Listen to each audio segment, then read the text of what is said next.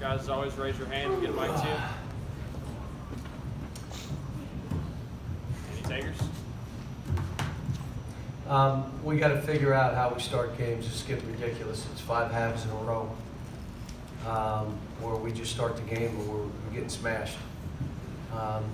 We lose a guy on a pin down to open the game for a 3. We have a simple interchange, and our big guy, we're telling him that guy drives, do not let him shoot. He let him shoot, makes another 3.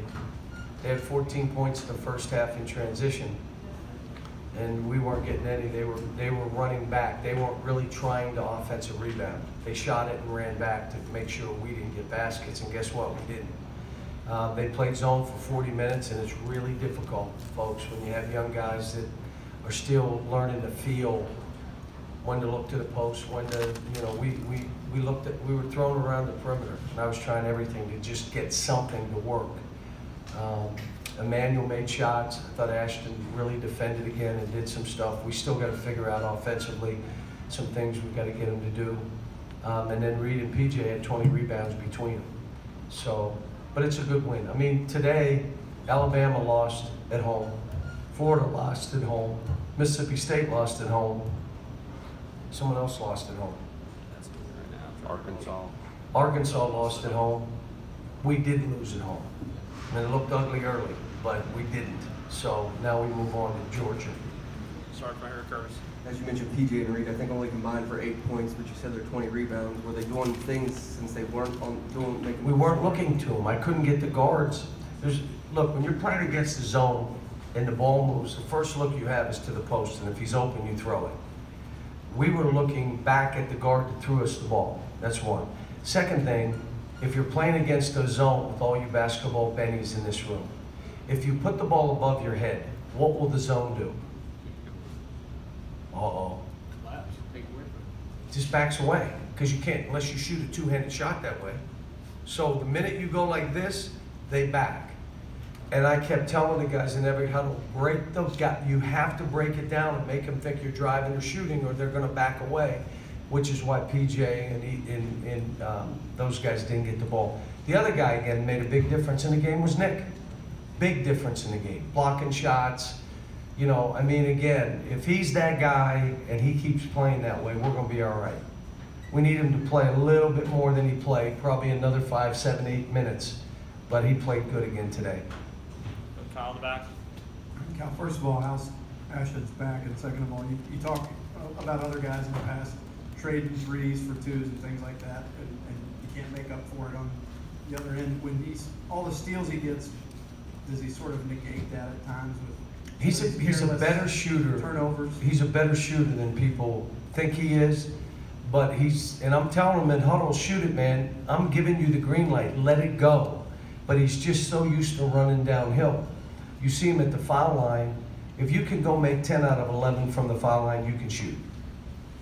I mean, you can shoot. And the way they're playing him, it's basically a foul shot, 1 step back. It's the same shot. They're leaving you alone. So let it go. Cal, you had an exchange with Nick Richards when he went down hard, and you looked like you were trying to sub in Reed, and he kind of waved him off. What was that exchange like, and what were you feeling during that exchange? Well, he was getting tired, but I wanted to see him tough through that, which he did. And, you know, we have to be more desperate to start games. We have to be more desperate for 40 minutes. We have to understand that every team that plays us is excited. In the beginning of the game, they're coming. Over the length of the game, like in the second half, we held these guys to 24% in the second half from the floor. And again, if you can understand the beginning of the games, they're playing Kentucky, they're in Rupp Arena, they're going to make shots, they're going to do things, they're going to play sharp, but as the game goes on, if you will stay desperate, you'll have your chances. I thought, again, you know, you could say he doesn't shoot the ball well, but he was 7 for 9, and then you say, yeah, but he had a runner and the rest were layups, so I'll take layups. That's fine with me. Manuel quickly, like I said, those were big shots for us, big shots. With Myron on the right. obviously down early, and you guys fought back right there in the first half. How have they learned to trust themselves in those situations, in those adverse situations?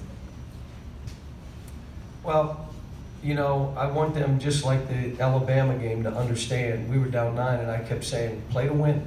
Forget it. Let's put it back on them. Get this thing close and let's go. In this game, you know, we didn't want to give them easy baskets, so we weren't trying to deny balls. And I was saying it in every huddle. If they all are playing and doing what we're trying to ask them to do together, they can trust. We still break off. The last charge by Keldon was not what we were doing. He was supposed to curl, and that ball was going to PJ. Part of it is because PJ and Reed didn't get a whole lot of shots. So let's get them some shots. Well, he chose to grab it and drive baseline and run the guy over. I was open. That's not what we were doing. That's where we still have some of that right now. Leaving timeouts, don't put the ball above your head. You're choosing to do what you want to do instead of what this team needs you to do. We're still fighting some of that. But again, I mean, we got good kids. It's not like they're doing it on purpose. They just have habits. And when it gets a little hairy, those habits pop out. Go back to Kyle. Cal, what exactly happened to Ashton there with his back? And Fell on a kid's foot. You know how he is? Yeah, I think he's fine. He went back in the game. He's a tough kid. I gave him a minute. I said, you got 1 minute and you're going back. He said, all right. Coach, you held Vanderbilt to 17 points in the second half. What did you like most about your team's defensive? We sustained effort. We helped each other. We were communicating pretty good. We got into their legs a little bit by the pressing. But again, like, I watched the tapes. Mississippi, who's beaten everybody, they had a chance, as you know, to beat Mississippi. As a matter of fact, probably should have. They played Georgia, and everybody saw this score, but with 5 minutes to go, it was a 2-bucket game. And as a matter of fact, there were points of the game, they were up 5 or 7 points. So they're capable, and you know it, and they can really score the ball. I thought they were going to play zone. I saw their Kansas State game, and they played zone against Kansas State and gave them everything they could handle. And I told them, and we worked on zone for 2 days. Obviously, we didn't work very good, but we did work on it because I kind of thought that's what they do. Anything else, guys? All right, Slate, so end it there. Thank you.